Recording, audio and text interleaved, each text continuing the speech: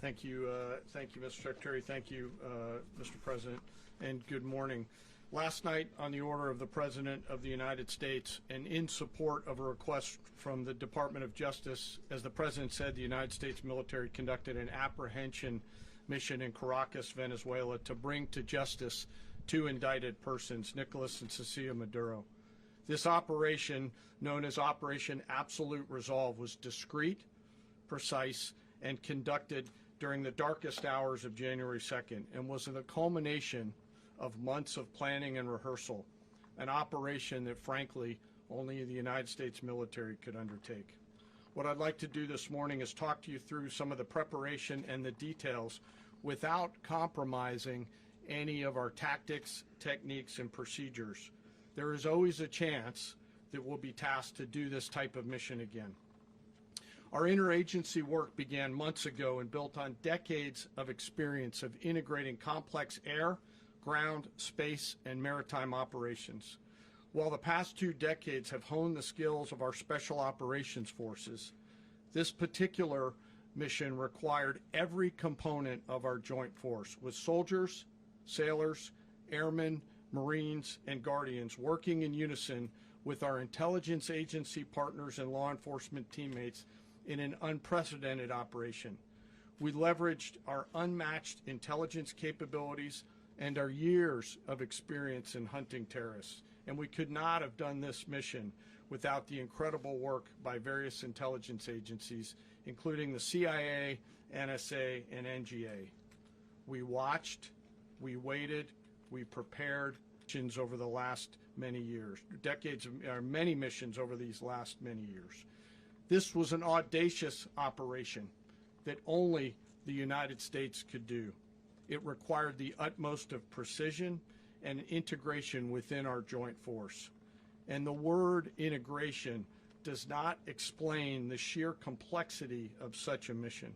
An extraction so precise it involved more than 150 aircraft launching across the Western Hemisphere in close coordination, all coming together in time and place to layer effects for a single purpose: to get an interdiction force into downtown Caracas while maintaining the element of tactical surprise.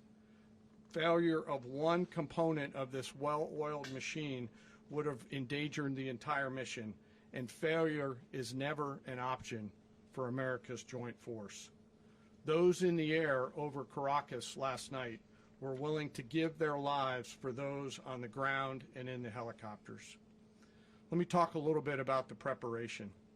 After months of work by our intelligence teammates to find Maduro and understand how he moved, where he lived, where he traveled, what he ate, what he wore, what were his pets, in early December, our force was set pending a series of aligned events. Key was choosing the right day to minimize the potential for civilian harm and maximize the element of surprise and minimize the harm to the indicted personnel, so as the President said, they could be brought to justice. And as the President said earlier today, weather in Venezuela is always a factor this time of the year. And over the weeks through Christmas and New Year's, the men and women of the United States military sat ready, patiently waiting for the right triggers to be met and the President to order us into action. Last night, the weather broke just enough, clearing a path that only the most skilled aviators in the world could maneuver through. Ocean, mountain, low cloud ceilings, but when tasked with a mission, this organization does not quit. At 10:46 p.m. Eastern Time last night, the President ordered the United States military to move forward with this mission. He said to us, and we appreciate it, Mr. President, good luck and Godspeed. And those words were transmitted to the entire joint force. Over the course of the night, aircraft began launching from 20 different bases on land and sea across the Western Hemisphere. In total, more than 150 aircraft, bombers, fighters, intelligence, reconnaissance, surveillance, rotary wing were in the air last night. Thousands and thousands of hours of experience were airborne. Our youngest crew member was 20, and our oldest crew member was 49, and there's simply no match for American military might. As the night began, the helicopters took off with the extraction force, which included law enforcement officers, and began their flight into Venezuela at 100 feet above the water. As they approached Venezuelan shores, the United States began layering different effects provided by Spacecom, Cybercom, and other members of the interagency to create a pathway. Overhead, those forces were protected by aircraft from the United States Marines, the United States Navy, the United States Air Force, and the Air National Guard. The force included F-22s, F-35s, F-18s, EA-18s, E-2s, B-1 bombers, and other support aircraft, as well as numerous remotely piloted drones. As the force began to approach Caracas, the Joint Air Component began dismantling and disabling the air defense systems in Venezuela, employing weapons to ensure the safe passage of the helicopters into the target area. The goal of our air component was, and always will be to protect the helicopters and the ground force and get them to the target and get them home. As the force crossed the last point of high terrain where they'd been hiding in the clutter, we assessed that we had maintained totally the element of surprise. As the helicopter force ingressed towards the objective at low level, we arrived at Maduro's compound at 1:01 a.m. Eastern Standard Time, or 2:01 a.m. Caracas local time, and the apprehension force descended into Maduro's compound and moved with speed, precision, and discipline towards their objective, and isolated the area to ensure the safety and security of the ground force while apprehending the indicted persons. On arrival into the target area, the helicopters came under fire, and they replied with that fire with overwhelming force in self-defense. One of our aircraft was hit but remained flyable, and as the President said earlier today, all of our aircraft came home, and that aircraft remained flyable during the rest of the mission. As the operation unfolded at the compound, our air and ground intelligence teams provided real-time updates to the ground force, ensuring those forces could safely navigate the complex environment without unnecessary risk. The force remained protected by overhead tactical aviation.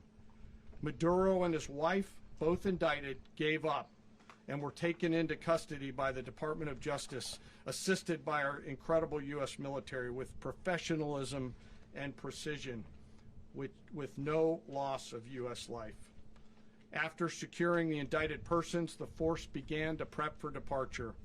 Helicopters were called in to exfiltrate the extraction force, while fighter aircraft and remotely piloted aircraft provided overhead coverage and suppressive fire. There were multiple self-defense engagements as the force began to withdraw out of Venezuela.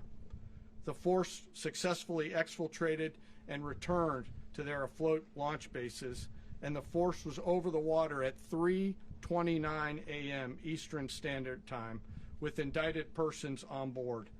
And both Maduro and his wife were embarked aboard the USS Iwo Jima. In closing, what we've witnessed today is a powerful demonstration of America's joint force. We think, we develop, we train, we rehearse, we debrief, we rehearse again and again, not to get it right, but to ensure that we cannot get it wrong. Our jobs are to integrate combat power so when the order comes, we can deliver overwhelming force at the time and the place of our choosing against any foe anywhere in the world. I am immensely proud today of our joint force and filled with gratitude to represent them here today. There is simply no mission too difficult for these incredible professionals and the families that stand by them and support them. As we stand here this morning, our forces remain in the region at a high state of readiness, prepared to project power, defend themselves, and our interests in the region.